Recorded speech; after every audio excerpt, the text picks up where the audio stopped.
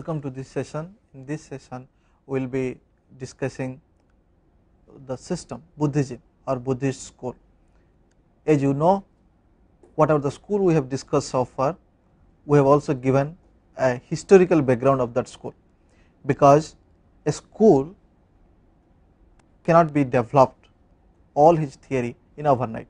It took at least a few years to come up with all the theory, and henceforth, since Buddhism is a school, it took a long time to come out as a school, as like yoga system, as like Charvaka, as like Nyaya schools. Buddhism is also a school. In this school, there are many scholars, we say Buddhist scholars, contribute their opinion, their theory on many of the issues like nirvana, that why a human being seeks for a liberation, what is the requirement for a human being for searching for liberation, issues like also why a human being suffers while living in this earth, how to get rid from sufferings. All these issues you find in Buddhist schools. Most of the scholars they have discussed, and also it is not discussed. The scholars or those who thinks that, or they are practitioner of Buddhism, they also practices many of the rituals, norms prescribed by the Buddhism. The founder of Buddhism is known as Gautama Buddha. What we will discuss is a historical background today, that how really this Buddhist schools comes into existence, and who are those scholars, who are those people who really contribute to develop that theory, and how long it took the time to develop Buddhism as such, and what are the ways and process people have involved to develop this theory in different form, which is known as Buddhist school. Therefore, in Buddhist school you find a particular issue exists in a different forms. You also find that there are particular issue people has interpreted in a different way. Further, you will also find that again Buddhism divided into subgroups, because all the rules, regulation and norms that initially prescribed for a Buddhist monk was not practiced regularly and religiously. Therefore, those things that all the norms are not correct, then they split, they go into a different group, and they said that we will be practicing some of the norms conditions but not all the norms and conditions. As a result, they themselves construct a different groups. However, they will also consider as Buddhism. Now all these things today we will discuss in details. Buddhism is a form of religion without God. Whenever we talk about God, immediately comes to your mind that something in the form of incarnation, something in form of image. Suppose if you speak about Hinduism, people consider goddesses Durga, goddesses Kali, goddesses Saraswati, Lakshmi, so on and so forth. Even if you consider Hindu religion as such, they will also consider God like Varuna, Agni, Kartika, so on and so forth, Vinayaka or Ganesh, Shiva, Vishnu, etc. But here you find that Buddhism is a religion without God, because Buddhism believes religion in a sense that there is a karma, there is a duty, we must do that. If this is we are doing, then we are also practicing some theory which constitute the religion as such. But unlike Hindu and other religion, Buddhism thought that we need not to have an incarnation or an image of some god or goddesses. We need not to worship them. What we have to do is that there are norms and conditions prescribed for us, and we have to religiously practice that by understanding what this rule is meant for. Therefore, it is said that Buddhism is a religion without God. Buddhism is a religion where people believes that they should do their work, is a karma theory, whatever is prescribed for them. But however, they do not believe that there is something exists which is in the form of image or an incarnation that we have to worship like Hinduism. Thus, Buddhism you find is not a astika in that sense. If you see the first slide, we have discussed that how schools divide into astika and nastika. So here you find Buddhism as a school comes under nastika, because though they believe religion, however their understanding of religion not same as you find religion in Hinduism, in Christianity, and so on and so forth. Now it was believed that Buddhism as a school, it was started near about 563 BC in India. Nowhere it said that exactly in which year it was started. They said that around 563 BC. And as you know that Gautama Buddha is the founder of Buddhism. He born in a Lumbini village near Kapilavastu at a place called Kusinera. He attained Mahaparinirvana. What is Mahaparinirvana? He born in a very royal family where he enjoyed all the pleasures, all the material pleasures, all the physical pleasures. What is the best pleasure can be provided to a child? In that way he received all the pleasure by virtue of getting born in a royal family. After enjoying his all life, he has seen that there is a old age, that everyone must also find the old age, or we as a human being, we must go through that stage known as old age. He also find sick person, human being. Since we have a human body, we must have, we also sometimes have sickness. There is a old age, sickness, and after that there is a death. He understands all these components of the life. Then he thought that it is not possible to understand the real nature of life if I will be living in a lavish palace. Therefore he left his lavish lifestyle and stay in a very far away place from the kingdom, and there he realizes what is nirvana, why one must seek for the liberation in his or her earthly life, why a human being suffers, and what is the cause of suffering. If there is at all a cause of suffering, then what are the ways where we can stop that suffering? So he knows all the things, and he realizes, therefore in the age of 80 he propounds the theory known as Buddhism, and there he said that we all human beings should not hankering for wealth, power, so and so forth, because all these are temporary. Nothing is permanent in this world, not even me as a human being. There he explained that whether soul is an eternal or not, whether human body is mortal or immortal. So what he concludes is that we as a human being, because of our ignorance, we change to get many more things for our enjoyment of life. But if you see that everything is changing in a constant way, nothing is permanent. If this is so, we as a human being also changing from time to time, and if this is so, then we should not seek for the worldly pleasure, because if at all we seek for a worldly pleasure, then we have to suffer in many ways. That suffering, on his term he said that dukkha, that means it is because of ignorance we think that we should achieve many more things, and as a result we suffer while living in this earth. Further he also suggested that if you know that these are the things that you want to achieve, and as a result you are suffering, you can also get away from that. You can also stop for seeking for all this lavish good. Therefore he also prescribed that there is a way through which one can attain the liberation, and further he seeks that one must seek liberation while living in this earth, and this is the peaceful life. One should not attach with each and every object passionately. Gautama Buddha, and in the age of 80 he discovered all the theory, and in that case he ordered Mahaparinirvana. That means while living in this earth also you get liberation. You have no attachment to any of the worldly objects in this earth. Now Gautama was born as a Hindu, It is a very interesting issue. Gautama was born as a Hindu and also practices all the rituals and sacrifices as Hindu practiced. He also died as a Hindu.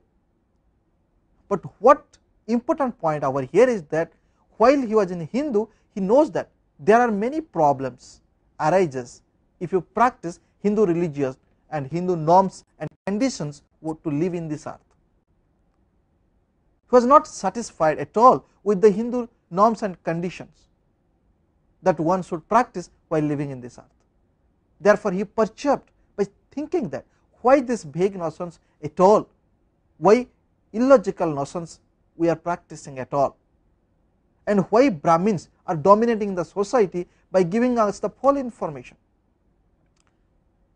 And because of the false information, we think that we need many more things, and to get away from many more things also we need to sacrifice in some or other form.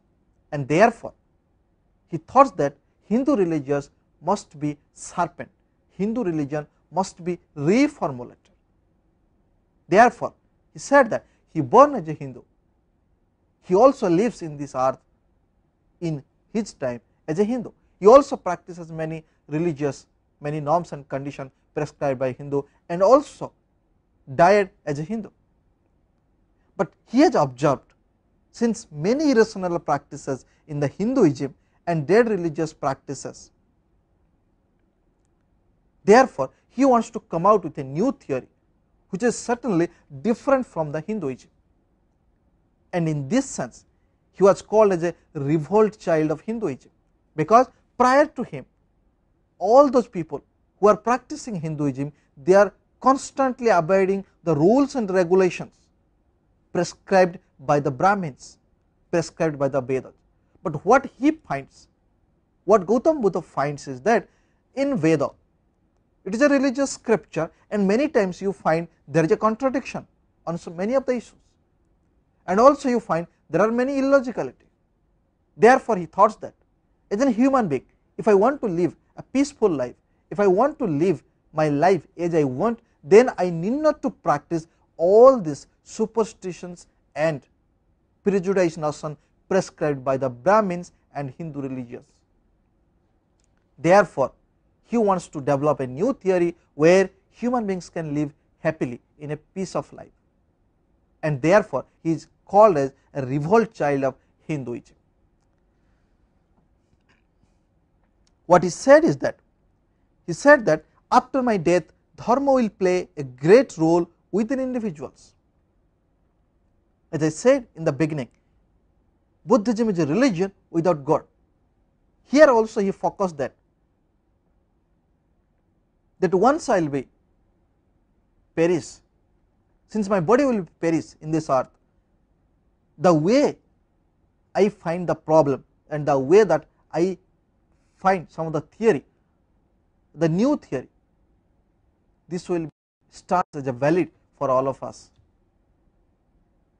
And many of the people also realize that what I have said certainly is a valid, because Gautama Buddha realizes that whatever he has opined, whatever he has said, whatever he has found, it was very valid and realistic in nature, because he always talks about dharma, and dharma, what he means, that one's own duty.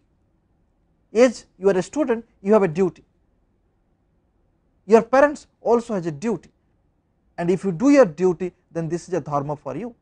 And therefore, this dharma has nothing to do with a religion which speaks about an image or incarnation where one should worship to get relief of some of the pain.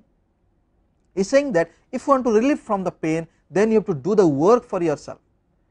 You need not to pray a God and should not expect that God will help you to get away with all the problems.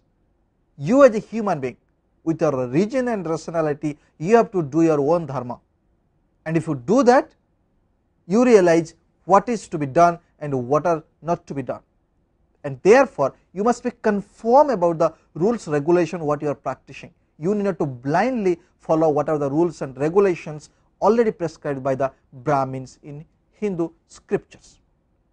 Now, as I said, though he was enjoyed all types of worldly pleasure by virtue of getting birth in a royal family, he had experienced all sorts of suffering such as old age, sickness, death, etc. Due to his high spirit of selflessness, he knew that a transformation cannot be done as a king. As a result, he took up asceticism. What is asceticism? Asceticism talks about that you should not have any attachment towards the worldly object, but you realize that the worldly objects exist for your own enjoyment. You should not have any desires or cravings to get some worldly pleasures, and you should be live happily in a forest where you need a basic requirement for your life. If this is the case, then you have to practice asceticism. In the same way, Gautama Buddha practiced that. He realized that if at all he will be staying in the palace where he was enjoying all his lavish style, then he could not realize the true nature of a human being, what is life. Therefore, he decided that he should go out from the kingdom and stay in a place where it is a calm, quiet, and one can concentrate to realize the true nature of self. In this way, he practiced asceticism. There are three main streams of thought found in Buddhism. If at all we will make it in a short, why Gautama Buddha thought that Buddhism should be established, or there should be some new theory come up against the Hindu religions or Hindu practices. There are three things involved. The first one is that Brahminical rituals and sacrifices. In early period, when he born as a Hindu and practiced many of the Hindu rituals, he find that Brahmins as a group dominates the whole society, and Brahmins are those who prescribes to the other people, saying that if you have this sort of problem, then you have to pray for this god. If you want to refrain from all these diseases, then you have to pray to this god. If you are not getting your own cultivation properly, then you have to pray this or that god. So here Gautama Buddha finds this is all absurd, it is all illogical, all superstitions or blind beliefs. So therefore, he was not satisfied with the Brahminicals' dominance in the society and their prescription to the ordinary people. He realized that how Brahmins people are cheating to other people, that they need to do some kind of religious practices to get rid of something or other. The second point he highlighted is that asceticism strip. That means we must realize that there are things or objects or facts exist for human being. However, we should not crave for that thing. We should not have so much attachment for that thing.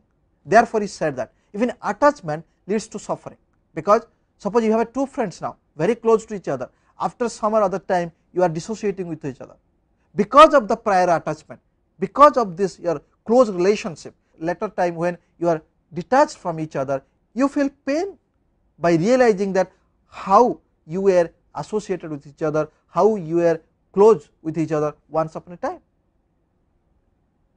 In this way, he said that we must realize that attachment leads to suffering. We should not have so much attachment to the worldly pleasure. If anyone who thinks that he or she needs each and everything for his or her worldly life or enjoyment of life, then he or she is bound to be suffer in this earth. Therefore, one should not think that everything he or she can achieve and henceforth he can realize the true happiness. He said that happiness will be realized only when you know and understand what is the true nature of self, why human beings born in this earth, and what is your duty. The third point is said nihilistic conception. That means nothing is permanent in this world. If this is so, why we will be craving for getting something? Why at all we think that we must have an attachment towards object, towards a human being, towards other animal as well? He is saying that the world is full of nothingness. Nothingness, what he means is that no objects, no human beings, no animals is permanently exist in this earth. Each and every one is moving further. That means there is a change you find in each and every object. For example, now you see there is a table in front of you, which is a very good table with polishing all the colors. after 10 years you come, you find that the color get faded, many of the woods comes out. So therefore things are changing. If you see the human beings, they are now having this child, now they grown up, young age, then they have a old age, then they will die. Same in case of animals. When you are young age, you are more energetic, when you are old age, you cannot have that energy. So therefore you find that everywhere there is a constant change. In the same context, Heraclitus clearly pointed out that one cannot bath in the same water of a same river. What he means is that the water of a river is flowing. If you take a bath, that means the same water is not remain in the same place. The water is flowing down. If at all you need to have a bath, then you have to bath in another water. In this case, he is very, very close to the Buddhistic approach of understanding what is reality. However, Heraclitus in a Western perspective said that, I repeat, that one cannot bath in the same water of a same river. Whereas in Indian context, you find Buddhist also said that one should not think that he or she will be getting happiness if he or she achieve all the worldly pleasures by chasing behind all these worldly objects. So therefore one should realize that no object is fixed and final, no object is permanent, no one is going to exist permanently in this earth, neither the cognizer nor the cognition. Therefore since everything is changing, one need not to crave all the worldly pleasures. Now we will see that there are 4 Buddhist council organized, and how this Buddhist school, Buddhist as a school developed. Gautama Buddha's 3 main followers were Upali, Anand and Mahakasyapa. These 3 followers remembered Gautama Buddha teachings, and also after Gautama Buddha's death they realized that they need to teach to those human beings, those persons who really are follower of Buddha. Therefore you find that these 3 people take an initiative and constitute the first Buddhist council. Buddha grappled his teachings of practices from the root plant of Hinduism, which already we have discussed. After 3 months of Buddha's death, the council was organized by these 3 people or 3 followers. One is Upali, Anand and Mahakasyapa. Mahakasyapa was the chairman of that council. Upali was settling the Vinayaka. What is Vinayaka? That means the rules, norms and practices one should understand, realize and one should do it religiously. In that Vinayaka Pitaka, Upali has written clearly one after another what a Buddhist monk should practice, what a Buddhist monk should believe, and what a Buddhist monk should have a knowledge about certain object. Now the Ananda another follower, he also settling the dharma. Dharma means what is a duty of a person, because as you know that all these 3 followers of Buddha, they realize that nothing is permanent. That means there is each and every step what one should do as his or her duty. Therefore Mahakasyapa is being a chairman, and these 2 people, Upali and Ananda, they settling Vinayaka and Dharma respectively. There are 2 volumes comes up, or the 2 books comes up. One is Sutta Pitaka, another is Vinaya Pitaka, were composed in the first council. Now if you see, Upali was really the founder of the Vinaya Pitaka, and Anand was really the founder of Dharma Pitaka, or say Sutta Pitaka and Vinaya Pitaka are the 2 volumes Buddhist theory, or the volumes where all the Buddhist theory, norms, regulations are written, comes out in the first council. Sutta Pitaka means it is found in the form of sutra or the verse. Vinaya Pitaka means it is written in the form of sentences, where you find the rules, regulation and norms where one Buddhist monk should practice in his or her life endeavor. Now coming to the second Buddhist council. The second Buddhist council was organized at Vaishali in 367 BC. It was continuing till 1000 260 years. Whatever the norms and condition all the Buddhist monks agreed in the second council, it was continued. People also practiced the same way till the 1060 years. Such a long year, you see. Therefore, I said that one must understand the historical background while knowing some of the systems of Indian school.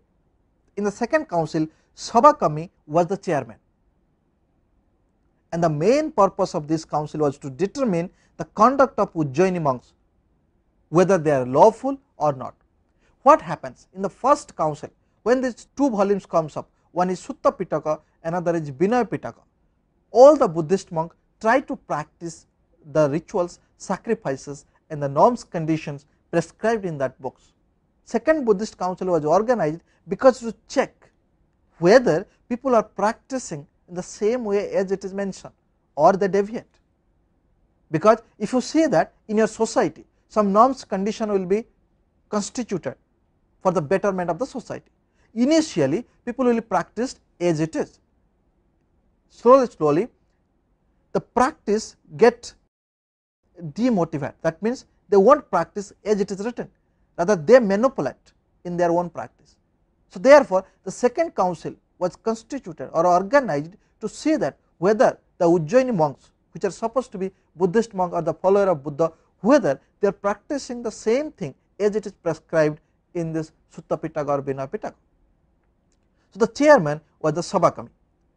There are two purposes. One is that to check or to see whether Ujjaini monks were practicing all the laws or the prescription made in the first council, and the second is that they are practicing. If at all they are practicing, whether they are practicing correctly or not. Suppose you are going for an evening walk, whether you are walking properly or it is a pleasant walk. So therefore here also people are checking whether the things, what are the things that you are practicing by saying that you are follower of Buddha, how far it is correct, that what you are practicing, how far it will be valid in the correct way you are practicing. So there are two purposes in the second Buddhist council. To purify the Buddhist practice, this council provides 10 chief laws. They found that Ujjaini monks somehow or other are not able to practice the rules, regulation and norms prescribed in Vinaya Pitaka as well as Sutta Pitaka. So therefore, to purify their practice, to make them understand that whatever they are practicing is not appropriate or correct, for this reason this council provides 10 chief laws. These are as follows. Carrying salt in the horn is prohibited, because for them storing of food is ruled out. If you see the earlier practice in Hindu, people are storing some of the foods or food grains in a horn. Horn means, suppose a big animal died, the horn will be there and the horn will become empty after the animal died, and people are taking that horn and putting some of the food grains there. They thought that they will preserve for a longer time, because like in the present situation where you bring some vegetables and you put it inside your fridge, because you thought that if you will keep outside it will be certainly damaged, it will certainly has no use after summer days. So therefore they also said that Buddhist monks realized that in Hindu practice where people are storing salt or food grains in the horn, what happens as a result, the food grains becomes damaged or contaminated, and after eating that food grains people are suffering from diseases. And once people are suffering from diseases, like in the present society you go immediately to a doctor, will prescribe some medicines so that it will cure immediately. In that time they have to go to a priest, they have to go to a Brahmins, where Brahmins will say that if this is the disease you have to practice these norms, or you have to pray to this god so that this disease will be certainly removed from your body, or you will be cured after certain times. And here Buddhists realized, Gautama Buddha realized that this is a blind belief or superstitions. Therefore he said that one should not keep any kind of food in the horn. If they will do that, then the food grains will contaminated, and if you will use that after certain times you will fall in sick or you will be in a disease. So therefore your health won't be maintained as it is. Therefore they prescribe the norm that one should not keep any kind of food or food grains in the homes. The second point they said, eating food after midday meal is prohibited. What they mean is that if somebody eat excess, he or she feels lazy, therefore he or she cannot do his or her duties as it is prescribed. If you do not do your own karma, how can you think that God will come and save you in all the cases, as like Hinduism? Therefore Buddhists clear that one should perform his or her duties very religiously and sacrosanctly. So therefore they said that one should not take too much than the stomach desire. Therefore they prescribe the rules saying that eating food after midday meal is prohibited. Here I said in my slide BP, that means Binaya Pitaka. Rule number 37, you can find BP means Binaya Pitaka. Now moving further, the third point they said clearly, saying that having second meal in the same day is prohibited. Again they are repeating the same thing focusedly, because they thought that many people eating so much foods every day, and as a result they are forgetting to do whatever they want to do. They are not practicing their dharma. They are not also remembering what exactly they should do that. And if this is so, they will become lazy. And being the laziness, they only think that in the short run they have to do some practices which is not the correct practices. Therefore they made the norms saying that having second meal in a same day is prohibited. In addition to that, they also thought that if someone can have a one meal in a day, he or she can survive happily with having good health. And while not having second meal means is giving that meal, the second meal, to the others who have an empty stomach. Therefore it is a equilibrium you find among the groups. All groups are having the same food. Therefore one should not take two meals in a day. The fourth, they said drinking buttermilk after lunch is prohibited. It entails overmeal is prohibited. Buttermilk sometimes leads to make you feel sleepy, feel lethargic, because once you have a meal your stomach will fill up. After that, on and above, if you are drinking buttermilk, what happens? You feel really lethargic, because your mind will be sleepy. Whatever action you will be doing, certainly the action won't be based on your rational basis, because your mind wants to get some rest, because this is an overdose of milk. And many times because of the buttermilk one finds sometimes lazy, and also sometimes find like a intoxicated person, where one needs to have some rest, otherwise he or she cannot do any of the work that is prescribed for him or her. Thus they said that drinking buttermilk after lunch is prohibited because it entails one should not take the overmeal in the same day. Drinking toddy is prohibited. Drinking toddy means toddy is an alcohol. In that time there is alcohol, people are practicing to drink alcohol whenever they are tired or in their leisure time they drink, and the drink is known as toddy. What the thought is that if one will drink the toddy, then what happens that he or she will become subconscious stage. He or she will be reached to a stage which will be known as subconscious stage. That means all his or her actions may not be a rational action, neither a valid action nor to be a correct action, because once you are intoxicated you do not know what action you are performing, because your mind won't be alert in that time, your mind won't be conscious in that time. So therefore any action you will do, you may not be accountable for that, and henceforth this is a very irregular practice or irrational practice, and irrational practice is not endorsed, neither encouraged by the Buddhist school. Therefore one should not drink toddy, because drinking toddy is prohibited for them, because while one is doing some actions, while one doing his or her dharma, should practice that dharma correctly and religiously, consciously rationally and intentionally. Therefore, drinking toddy is prohibited and absolutely prohibited in case of Buddhism. The sixth point, they said that using blanket without a border is prohibited. If you see that Buddhist monk, they will be having maroon color cloth, which is a very long cloth, which they will be wearing in a whole part of their body. Why? Because they thought that no insects should enter to their body and harms them. If there is a border, it will be stop the insect to enter into their body and inject in their part of the body, which will cause them suffering. Therefore, they said that one should wear some cloth which has a border, and as you know that the border is much heavy than the cloth, and the reason behind that, no insect should harm them. Therefore, they can do their duty as it is. Further, they said that accepting gifts like gold, silver from host is prohibited.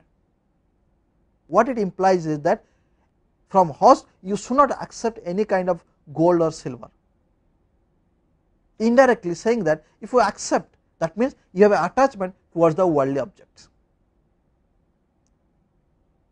And a host, by saying that you do this practice, that practice, by giving some gold and silver, if you accept that, that means you are taking the bribe from somebody and consciously you are doing some illogical actions or irrational actions. That means you are not practicing what Buddhists try to do that. Therefore, from your host one need not to accept neither gold nor silver nor any kind of valuable ornaments. If you do that, that means you are manipulating the rules and regulation and consciously practicing something which is not prescribed, and you know that this is the way you are not correctly practicing the rules regulation prescribed in Vinaya Pitaka. Therefore, one should not receive the gift from the host. However, if somebody has given a gift to you for your own performance, you should receive that, because performance means you have done something correctly, rationally and intentionally, and that is evaluated, that is assessed by others, and they are also feel proud that you have done some actions. If that is the case, then one should very proudly receive the gift from the authority. The next point, they said that using customary habits as authority is prohibited. In Hinduism, Brahmins are to be authoritarian. Whatever they will speak, other people has to practice. And here Buddhists say that one should not consider himself or herself as an authority. One should not consider himself or herself as an authority and dominate other people in the Buddhist. That norms should not be defined. Though you will be knowing many more things about the Buddhist, and suppose there is a newcomer who wants to be a follower of Buddhism, you should not behave him or her such a manner that he or she will feel that you are authority and dominating him or her. Therefore, no dominance should find in case of Buddhism, unlike Hinduism. The ninth point, they said that performing upasta ceremony in the same village twice is prohibited. That means once the Buddhism comes to the existence, they said that the same thing you cannot speak to the people 2 times in a day. You cannot make the ceremony, upasta ceremony, in the same village. If you do so, that means you are not going to other village and other people are not able to knowing what Buddhism are doing that. And by repeatedly saying the same thing towards others means you are making them bored. You are forcing them to do some practice, rather making them understand what is the importance of their practices. Therefore, as a group of monks, you should not practice this upasana ceremony 2 times in a same village.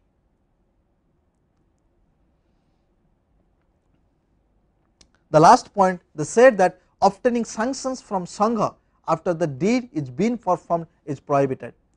In Hinduism, many cases, people those are very close to the Brahmins, they first practice all the things, sensical as well as non-sensical, and later they get certificate or conformity or authority letter from the Brahmins. That means they say that it is Brahmin said so, and because of the Brahmins we are doing so and so. What here Buddhist people are different from Hinduism, they said that you must take the permission from the authority or the senior who already understand and realize what are the Buddhist practices, and if he or she agrees to this point, then only you can do that. Otherwise you cannot first do some kind of actions and later you take the permission from the authority. That is not allowed in case of Buddhism. They said that rectification should not be done by an individual, rather by each and every human beings, each and every monks that are follower of Buddha or that are follower of Buddhism as a school or Buddhism as a theory. Here if you find that how sublime they are and how wider they are in their theory. They said that what we are saying, it is not that we are identifying one or two, we are not identifying Ujjaini monks or Kashmir monks or so on and so forth.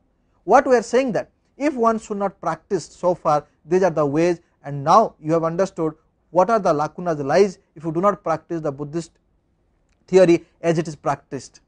Therefore one should correctly practice what the theory is supposed to be. Thus one can realize the benefit of practicing the Buddhist theory. They said in this council, Tripitaka, this book is framed, and some people have said that all these rules are really very tough for us. All these rules cannot be practiced by us because we are not living in a particular geographical area, rather we are living in a different part of the world, different part of a country where different geographical condition, different cultural condition, different religious conditions are involved and also economic condition involved. Therefore many of these Buddhist monks thought that they cannot practice all the 10 rules prescribed in the second council, and many of these Buddhist monks did not agree to practice all these rules. Therefore they have divided. Now you find that there are many subgroups in Buddhism as such. Buddhist as a schools, now they have divided broadly into two groups. One is Mahayana, another is Hinayana. Mahayana are those who are broadly accept all the rules prescribed by the Buddhist. Hinayana are those, they said that these are the rules we will practice and the remains we cannot practice. That means they are very rigid in their nature, whereas in Mahayana broadly they accept all the rules. Now again after some time, when Hinayana people are moving in a particular way and Mahayana people are moving in a particular way by practicing the Buddhist rules and regulations while living in a society, they again subdivided because of their own interest, because of some of the thought that we cannot practice it. An example I will tell you. For example, in India you have particular political party. After some time, if some people from that party thought that some of the rules regulations is not suitable to him or her, he or she again come out from that party and constitute as a different party and give a different name to that. And however you find that that person who comes from that party and constitute a new party, more or less he or she is abiding some of the rule regulations those he or she had already practiced while working on a broader party earlier. In the same way you find that Hinayana are divided into two groups, one is Vaivasika, another is Sautantrika. Mahayana divided into three groups, one is Vijnanavada, Madhyamika and Yogacara. And all these groups concentrate about what is the ultimate reality, what is the ultimate principle behind all of us, and whether mind exists or matter exists. Some of the schools said that it is a mind exists, without mind we cannot think anything, we cannot even identify what is matter. Some of the schools they thought that the small schools, subdivided schools under Buddhism, they thought that it is matter exists because it is the matter which constitute, which is the essential element of a mind. If there is no matter, then how mind has to be constructed? We will all discuss in their view when we will be discussing at the end part of Buddhism, that how Buddhism is divided into different groups and what are their views on the ultimate reality, on the principles which constitute the whole universe as such. Now people also believed that, as I said, that Hinayana, Mahayana, Buddhists are also divided into two groups, one is Mahasangika or you say Mahayana, or Sthaviravadins or you say Hinayana. Now the third council was organized at Pataliputra in 247 BC, 247 BC. The third council. Here the Mangaliputta Tissa was the chairperson of this council. In this council, Abhidharma Pitaka was composed like Sutta Pitaka and Bina Pitaka. In this council, they were sending their peoples to different countries to propagate the Buddhist religion, Buddhist practices, making them aware that how Hindu people are practicing, Hindu religious practicing something superstitions which has no rational basis, rather Buddhism which prescribes some new norms which has a rational basis, and one need to understand why rationality involved in it. In the fourth council was organized at Jalendra, and some people are claims that it is in Kashmir, but I personally believe, it is my own opinion, that in fourth council was organized in two places in two different time, one is Kashmir, another is Jalendhar. In this fourth council, Parshvanatha was the chairperson of this council. As you know that in each council there is a chairperson. Here is the fourth council, and here Parshvanatha was the chairperson, and in this council King Kanishk was a king highly fascinated by Buddhism. Here Buddhist monk was sent to the King Kanishk. Parshvanatha as a chairperson of the fourth council, he is sending each day some or other Buddhist monk to the King Kanishk, and King Kanishk, while asking many of the questions about the life, about the human beings to the monks, he receives many varied responses from the monks, and realized that monks have not understood properly what Buddhist theory is about. Therefore, Vibhasa, this manuscript comes out in this council. It is also known as the commentaries on Tripitaka. There are three phases found in Buddhist school. One is realistic or pluralistic phase, where I said that many people believe mind exists, many people believe matter exists, and some of the people believe only mind exists, and some of the people believe neither mind nor matter exist. Nihilistic phase, where people said that nothing is permanent in this earth, everything is temporary. In the idealistic phase, they said that mind must exist, without mind nothing can be predicted in this earth. If this is so, then we find that there are four things in Buddhism in a characteristics form. One is aversion to Vedic discussions, and the second one is that pessimism.